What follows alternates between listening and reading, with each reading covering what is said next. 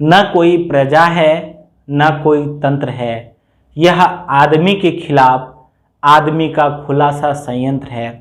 यह कथन धूमिल के द्वारा कही गई है और इस कथन की पुष्टि हम लोग ब्रिटिश साम्राज्यवादी नीति में करेंगे कि कैसे ब्रिटिश सैनिक सहायता देने के बदले उसी सैनिक का प्रयोग भारतीयों के खिलाफ करते थे।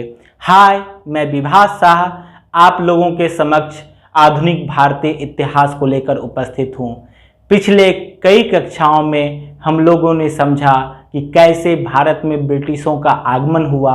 आगमन के साथ ही वे यहाँ के व्यापार पर रुचि दिखाएं और साथ ही साथ अपने प्रतिद्वंदी को यहाँ से मार भगाएं। उसके अगले क्रम में उन्होंने यहाँ पर ब्रिटिश साम्राज्यवादी नीतियाँ लाई और उसी नीति के तहत उन्होंने बंगाल, मैसूर, मराठा, पंजाब, अवध को अपने नियंत्रण में लिया। इसके साथ ही हम लोग देखेंगे कि इनको नियंत्रण में लेने के साथ ही वहाँ पर वे कौन सी नीतियाँ लाते हैं जिसके तहत उनके संप्रभुता पर भी वे राज्य करते हैं और उसी संप्रभुता का खंडन करते हुए वे उसी सैनिक का उपयोग ब्रिटिश अपने फायदे के लिए देसी रियासतों और भारतीयों के खिलाफ करते हैं। आइए हम लोग यहाँ पर इन बातों को समझते हैं। आज हम लोगों का एक नया खंड प्रारंभ होने जा रहा है जिसमें हम लोग ब्रिटिश साम्राज्यवादी नीति के तहत सहायक संधि प्रणाली पढ़ेंगे। हम लोग सबसे पहले यह समझेंगे कि सहायक संधि प्रणाली क्या है और इसके साथ यह समझेंगे कि यह क्यों लाई गई थी, इसको लाने का क्या कारण था। साथ ही यह समझेंगे कि यह किसने लाया और इसके बाद हम लोग समझेंगे कि इनकी क्या क्या विशेषताएं थी। हम लोगों ने जो भी पिछली क्लास में पढ़ा था उनका मानिए ये एक समराइज्ड होगा। साथ में हम लोग समझेंगे कैसे वे इतने बड़े सत्ता को अपने नियंत्रण में लेते हैं। चीज़ों को रटने से बेहतर है हम उन्हें समझकर अपने माइंड में समाएं, उसके बाद उन चीज़ों पर हम विचार कर सके। हम एक विचारणीय प्राणी हैं, न कि हम एक रोबोट हैं कि कोई किसी ने कह दिया तो भाई रट लो। इस तरह से आज से आपका काम नहीं चलेगा। जी हाँ, मैं इसके आगे बढ़ते हुए आप लोगों के साथ यह साझा करूंगा कि कैसे ब्रिटिश संधि प्रणाली जो थी, सहायक संधि प्रणाली थी, उसमें कैसे सभी राज्यों को एक धागे में बांधा गया। उसके साथ ही हम लोग उनका मूल्यांकन देखेंगे कि ब्रिटिश राज्य को क्या फायदा हुआ, उनके क्या लाभ हुए और साथ ही भारतीय देशी रियासतों को क्या नुकसान हुए। चलिए हम लोग इस कक्षा को आगे बढ़ाते हैं। तो मैं बता दूं, सबसे पहला क्वेश्चन है कि क्या है। तो ब्रिटिश सहायक संधि सैनिक सहायता देने के बदले देशी रियासतों से एक रकम वसूली जाती थी। क्या था? सैनिक सहायता। इसके बदले क्या करते थे ब्रिटिश? बोलते थे कि भाई आप हमें कुछ पैसे दे दो, अब बदले में तुम्हें कोई टेंशन नहीं लेना है, हम तुम्हें सैनिक दे देंगे, तुम बस सुरक्षित रहो। हम लोग उसके साथ समझेंगे कि यह क्यों लाया गया। यह इसलिए लाया गया क्योंकि उस समय पे ब्रिटिश को यह डर था कि उसके प्रतिद्वंदी फ्रांस यहां पर आकर अपना साम्राज्य फिर से अस्तित्व में ला सकते हैं। इससे पहले ही क्यों ना हम यहाँ के लोगों के साथ ऐसी नीति बनाए जिसके तहत वो मेरे चंगुल में इस तरह से जकड़ जाए कि वह किसी अन्य व्यक्ति को यहाँ प्रवेश ही ना करने दे।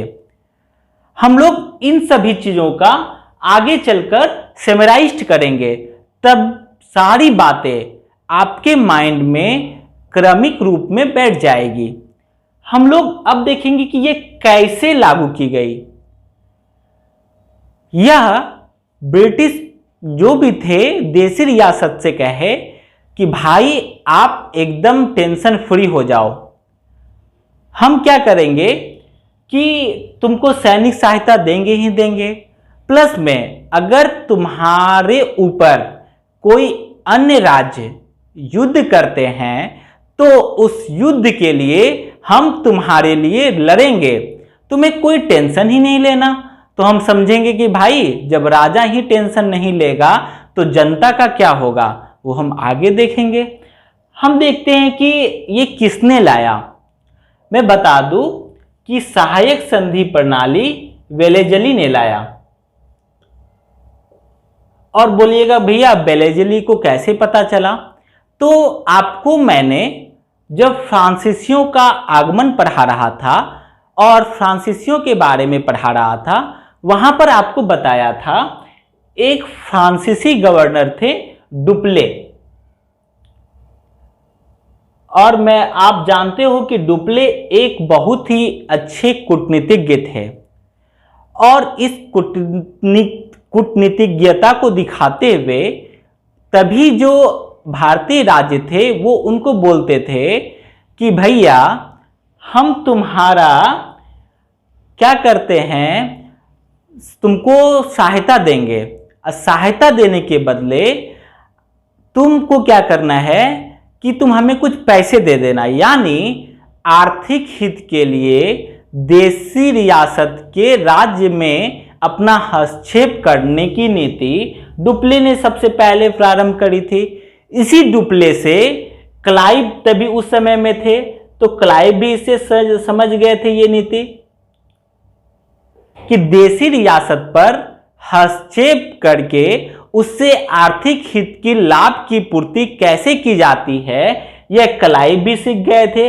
और क्लाइव क्या करते हैं, आगे वह अवध के संदर्भ में इसी सहायक संधि प्रणाली के तहत उनको अपने राज्य में मिलाते हैं।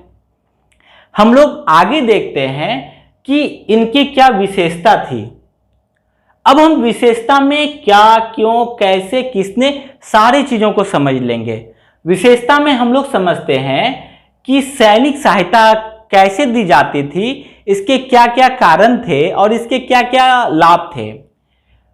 तो ब्रिटिश के द्वारा कहा जाता था भारतीय राज्यों को कि हम आपको सैनिक देंगे और उस सैनिक का सारा खर्च आपको देना होगा और वह सैनिक आपके लिए हमेशा तैयार रहेगी। और उसके साथ ही अगर कोई आप पर युद्ध करता है तो वो ये सैनिक आपको सहायता और सुरक्षा दोनों प्रदान करेगी। अब क्या था, जो भी देसी रियासत थे सोचे कि भैया अब तो कोई टेंशन ही नहीं लेना है, तो जब ब्रिटिश मेरा टेंशन ले रहा है तो हम छोड़ दो, अपने आराम से सो जाओ, बाकी जो होगा ब्रिटिश देख लेगा। अब तो भारतीय राज्यों के पास विलासिता की जीवन हो गई, अब तो उसे कोई जिम्मेदारी ना थी, ना तो उत्तरदायित्व रही। अब आगे देखते हैं कि विदेश नीति, यानी कि विदेश नीति अंग्रेज अपने नियंत्रण में लेते हैं। अब हम लोग समझते हैं विदेश नीति अंग्रेज अपने नियंत्रण में क्यों लेते हैं। देखिएगा, आप समझिएगा कि ब्रिटिश कितने सूक्ष्म स्तर पर कूटनीतिज्ञता को दर्शाते हैं।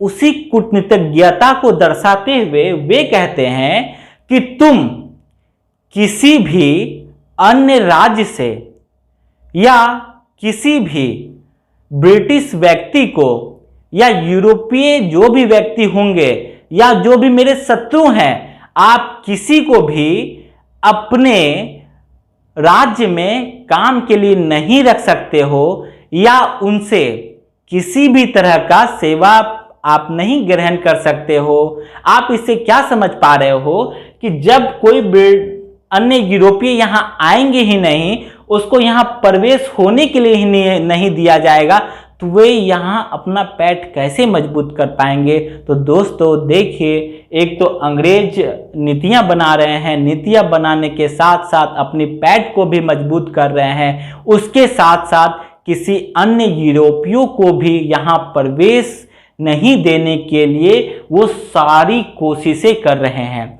अब क्या देखते हैं कि सारी जो भी विदेश नीतियां थी वो अंग्रेज अपने नियंत्रण में ले लेते हैं।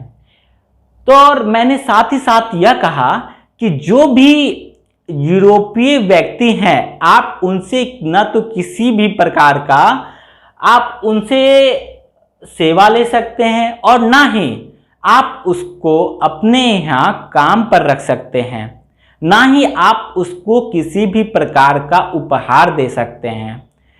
तो देखिए दोस्तों, कैसे अंग्रेज अपनी नीतियां को लागू करते हैं, साथ ही शत्रु से अपनी पूरी की पूरी रक्षा करते हैं। आगे बढ़ते हुए हम लोग देखते हैं कि जो भी देशी रियासत सहायक संधि प्रणाली के तहत हस्ताक्षर करते हैं, उनको कहा जाता है वेलेज़ली के द्वारा कि भैया आपको अपने राज्य में एक ब्रिटिश प्रतिनिधि को रखना होगा और उस प्रतिनिधि का नाम रेजिमेंट होगा। आप यहां पर समझिए, समझने वाली बात है, जब कोई ब्रिटिशियस यहां पर रहेगा तो वो क्या करता है कि सारे देशी रियासत के जितने भी कामकाज हैं उस पर इनका ये रेजिमेंट का नियंत्रण हो जाता है। अब कोई भी काम आया कहीं से भी, ये आगे बढ़ बढ़ के काम करने लगता है। तो धीरे धीरे क्या होता है, देशी रियासत जो होते हैं वो बोलते हैं अरे भैया मेरा सब काम जब छोटा छोटा भी काम तुम ही कर रहे हो तो ये लो, तुम भी ये सारा काम तुम ही संभालो। अब हम जाते हैं, घर पे मेरा मटन और चिकन बना होगा, शराब शबाब कबाब तीनों है, हम जाते हैं विलासिता वाला जिंदगी जीने के लिए, तुम आओ यहाँ पर सारा का सारा काम संभालो। आगे अब देखिए दोस्तों, जब वो रेजिमेंट सारा नियंत्रण ले लेते हैं, अब तो देशी रियासत के पास कोई भी काम नहीं बचती है, ना तो उसके पास कोई उत्तरदायित्व बचती है, ना तो कोई जिम्मेदारी, इसलिए कि वह जनता के प्रति कुछ कर सके। आप देखिए कि कैसे यहां पर राज्यों को खोखला किया जा रहा है। उसके साथ ही समझिए कि ब्रिटिश बोले कि चलो भैया ये तो सारा कुछ ठीक है, लेकिन एक बोलते हैं ना लास्ट में एक खिलौना पकड़ा देना, तो बोलते हैं कि सारा तो बात हो गया, सारा बात मेरा है, लेकिन तुम्हारे पास एक शक्ति है। क्या शक्ति है? कि तुम्हारे आंतरिक मामलों में किसी भी प्रकार का हस्तक्षेप नहीं किया जाएगा। लेकिन आप अगर व्यवहार में देखें तो यहां सारा का सारा तो भैया आंतरिक मामला ही है। यहां बसता क्या है? पुलिस ब्रिटिश के पास, सेना ब्रिटिश के पास, उसके आंतरिक हस्तक्षेप पे रेजिमेंट का नियंत्रण है। तो बस कहने के लिए नीतियां थी और ब्रिटिश बोलते थे कि हम तुम्हारे साथ क्या कर रहे हैं, सहायक संधि प्रणाली। लेकिन दोस्तों मैं बता दूं, आज के संदर्भ में अगर आप बोलिए कि लोकतंत्र का परिभाषा क्या होता है, तो आप क्या बोलेंगे कि लोगों का लोगों के लिए लोगों के द्वारा शासन है, लोगों के लिए शासन है। लेकिन अगर ब्रिटिश उपनिवेश के संदर्भ में समझिए तो ब्रिटिश क्या बोलते हैं, तुम जो शासन तुम्हारे ऊपर किया जा रहा है तुम्हारे लिए और तुम्हारा गला काटने के लिए शासन है। सीधा का सीधा यहां पर वो चीज संदर्भित और साबित हो रही है। अब आगे देखिए क्या होती है। अब सहायक संधि करने वाले कौन कौन राज्य होते हैं। दोस्तों मैंने ये सारे आपको पढ़ाया था, ये सारा मैं आपको एक बार और याद दिला दूं, ये आपके एग्जाम के हिसाब से काफी इंपॉर्टेंट है। आप ये सारा को राइट डाउन कर लीजिए ताकि आप इसे याद कर सके। ये डेट कभी कभी पूछ दी जाती है। तो हैदराबाद के साथ वो सहायक संधि प्रणाली करते हैं सन 1798 में, मैसूर के साथ करते हैं सन 1799 में। मैसूर वही मैसूर है जो कि टीपू सुल्तान के बारे में मैंने बताया था कि कैसे टीपू सुल्तान के साथ वो आंग्ल मैसूर युद्ध होती है 1799 में और उनके राज्य को सहायक संधि प्रणाली के तहत अपने ब्रिटिश साम्राज्य में संगठित कर लिया जाता है। इसके साथ ही कल ही मैंने अवध के बारे में बताया कि कैसे अवध को भी अपने नियंत्रण में कुशासन के आरोप में ले लिया जाता है। उसके बाद देखिए पेशवा के बारे में मैंने आपको बताया था कि होलकर जब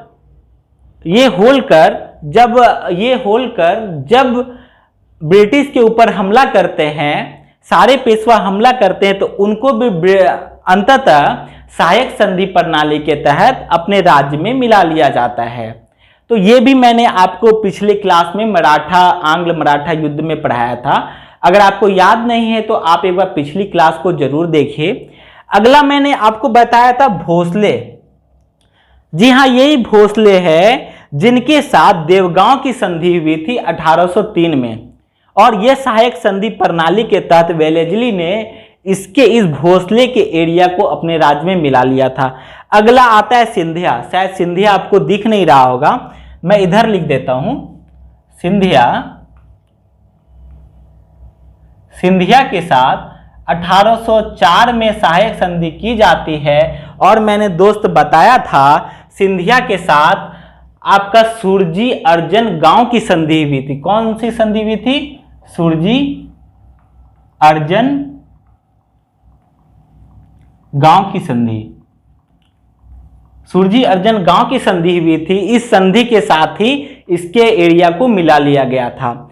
अब आगे हम लोग इसके मूल्यांकन को देखेंगे कि इस मूल्यांकन में कि ब्रिटिश को क्या लाभ हुए और जो देसी रियासत थे और जो यहाँ का जनता था उन पर क्या असर पड़ा। हम यहाँ देखते हैं कि सारा का सारा फेवर तो ब्रिटिश के ही तरफ जा रहा है, और सारा का सारा नुकसान तो यहाँ भारतीय राज्यों का ही हो रहा है। हम लोग देखेंगे ब्रिटिश कंपनी, ये तो भैया आप लोग भी अब बता दोगे कि ब्रिटिश को क्या क्या लाभ हुआ। चलिए आप लोग अपने माइंड में सोच लेना, मैं आपको बताता हूं, देखना वो मेल खाता है कि नहीं। तो ब्रिटिश को यहां पर क्या होता है कि आर्थिक लाभ हो जाता है। आर्थिक लाभ बोलिएगा कैसे होता है? क्योंकि देसी रियासत सैनिक को तैयार करने के लिए सारा खर्च उठाते थे। अब यहां तो ब्रिटिश की तारे नारे हो गई, बोले भैया खर्चा तो अब हमें मिल ही रहा है, अब क्या टेंशन है। और आपको इंटरेस्टिंग बात बता दूं कि राजनीतिक क्षेत्र में ब्रिटिश की पूरी सत्ता मजबूत हो रही थी, क्योंकि उस सैनिक का इस्तेमाल भारतीयों के खिलाफ ही करना था। अब क्या थी, आप देखेंगे आगे कि जो भी ब्रिटिश वस्तुएं थी, अब तो क्या हुई कि ये तो जो भी शासक है ब्रिटिश के नियंत्रण में आ गए। अब बोलेंगे कि भाई तुम मेरे नियंत्रण में आ गए हो, अब जितने भी सैनिकों के लिए औजार आएगी, वो औजार आपने पढ़ा था कि मुंगेर में औजार फैक्ट्री, गन फैक्ट्री की उद्योग लगाई गई थी, लेकिन जबकि यहाँ की गुणवत्ता काफी अच्छी थी, यहाँ पे जो भी बंदूक वगैरह बन रहे थे इनकी गुणवत्ता काफी अच्छी थी, लेकिन ब्रिटिश अधिक से अधिक आर्थिक लाभों की पूर्ति करने के लिए यह फैक्ट्री यह बंदूक क्या करते थे, वो लंदन से मंगाते थे। जितने भी सैनिक संसाधन की आवश्यकता होते थे, सारा का सारा आयात वो लंदन से करते थे। हम लोग आगे देखते थे, आगे क्या देखते हैं, क्या होता है कि ये जो भी सैनिक थी इसका इस्तेमाल क्या करना था, इस सैनिक का इस्तेमाल भारतीयों के खिलाफ ही। अब हम देखते हैं कि भारतीयों को क्या क्या हानि होती है। चलिए आते हैं कि जब अंग्रेजों के द्वारा ब्रिटिश ने देसी रियासतों को सैनिक सुरक्षा देने की बात कही, तो वह क्या करते हैं कि उनको तो सुरक्षा मिल गई, अब उनको जो भी जनता के उत्तरदायित्व की भय सताती थी, वो अब ब्रिटिश सुरक्षा मिलने के साथ साथ वो तो भय खत्म हो जाती है। अब उनका कहना होता है कि भाई मैं तो विलासिता की जिंदगी जी रहा हूं, जनता तुम्हें क्या हो रही है, मुझे क्या फर्क पड़ रही है, हैं? आप इस चीजों पे विचार कीजिएगा, क्योंकि आप विचारणीय प्राणी हैं। अब देखिए क्या होता है कि तभी जो हस्तशिल्प उद्योग थे, हैंडीक्राफ्ट इंडस्ट्री थी, तो उनके जो क्रेता थे वो देसी रियासत होते थे। बड़ी से बड़ी मात्रा में देसी रियासत उस सारे वस्तु को खरीदते थे। लेकिन जब ये राज्य ब्रिटिश के अंतर्गत नियंत्रण में आते हैं, वो क्या करते हैं कि हस्तशिल्प उद्योग के किसी भी वस्तु को खरीद करना बंद कर देते हैं। जब खरीद करना बंद करेंगे तो इसके जितने भी कारीगर और उद्योग हैं वो तो भैया ठप पड़ेंगे ही पड़ेंगे। अब देखिए क्या कर रहा है, दे रहा है सैनिक सहायता, लेकिन क्या हो रहा है, दिक्कत अंततः यहाँ के कारीगर और जनता को हो रही है। यहाँ पे उत्तरदायित्व तो किसके लिए खत्म हो रही है, जनता के प्रति खत्म हो रही है। और यहाँ पर लास्ट में अंत में बगावत कौन करता है, जनता। लेकिन जनता को भैया आप कितना प्रताड़ित करोगे, तो जनता की भी तो कोई स्टेमिना होती है। आप तो एक तो खाने के लिए भी नहीं दे रहे हो, उसके साथ साथ आप उनकी सारी सुविधाएं को, उनकी आर्थिक सारी स्थितियों को आप कमजोर कर दे रहे हो। ये दोस्तों ब्रिटिश की नीतियां थी, जिसके चंगुल से कोई आज तक नहीं बच पाया। कहते हैं ना, इस समय के साथ आते आते भारतीयों के तुनीर में कोई ऐसी तीर नहीं बची थी जो कि अंग्रेजों के प्रति इस्तेमाल की जा सकती थी। आप इस पर विचार कीजिएगा। हम लोग आगे बढ़ते हैं कि जब सारे देसी रियासत अपनी स्वतंत्रता व सुरक्षा की गिरवी रख देते हैं, तो साथ साथ न तो उनको सुरक्षा मिलती है न तो स्वतंत्रता मिलती है। तो दोस्तों ब्रिटिश के चंगुल पे ये देसी रियासत सब इस तरीके से फंसे थे कि उस चंगुल से निकल पाना अंततः संभव नहीं था। तो ये तो ब्रिटिश की नीतियों की अभी प्रारंभ ही हुई है। अभी तो सारे इनकी है ना फिल्म वो बाकी है। अभी तो आप पढ़ोगे कि कैसे इसकी नीतियां लगी थी। अभी तो भैया आप कुछ भी नहीं पढ़े हो। ये तो ब्रिटिश नीतियां की स्टार्टिंग है। आगे हम लोग देखेंगे कि डलहौजी के द्वारा गोद निषेध नीति लाई गई थी, व्यवगत विस्तार की नीति लाई गई थी। उसके अंतर्गत कहा गया था जिस भी किसी देसी रियासत को उनकी संतान नहीं होती है तो उसके सारे रियासत को ब्रिटिश साम्राज्य में शामिल कर लिया जाएगा और उससे जो भी राजा हैं उससे उसको बेदखल कर लिया जाएगा। हाँ दोस्तों, ये डलहौजी की नीति ने ब्रिटिश साम्राज्य के मानचित्र को बदल कर रख दिया था। इसीलिए दोस्तों युद्ध से ज़्यादा प्रभावी विचारधारा होती है। और मैं आपको आज एक बात बता दूं कि आप जितना भी माइंड से गेम प्ले कर सकते हैं उतना आप किसी भी हथियार से किसी को भी जख्मी नहीं कर सकते हैं। तो इसके साथ ही ये टॉपिक व्यवसायिक संधि प्रणाली आपकी खत्म होती है।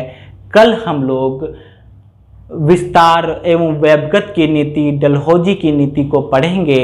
इसके साथ ही आज की क्लास यहीं खत्म होती है। आशा करता हूँ कि आपको सारी बातें समझ में आ रही होगी। अगर आपको किसी भी तरह की समस्या हो तो आप कमेंट करें, आपको जवाब दी जाएगी। और आप इस चैनल को अधिक से अधिक शेयर करें, सब्सक्राइब करें एवं लाइक करें।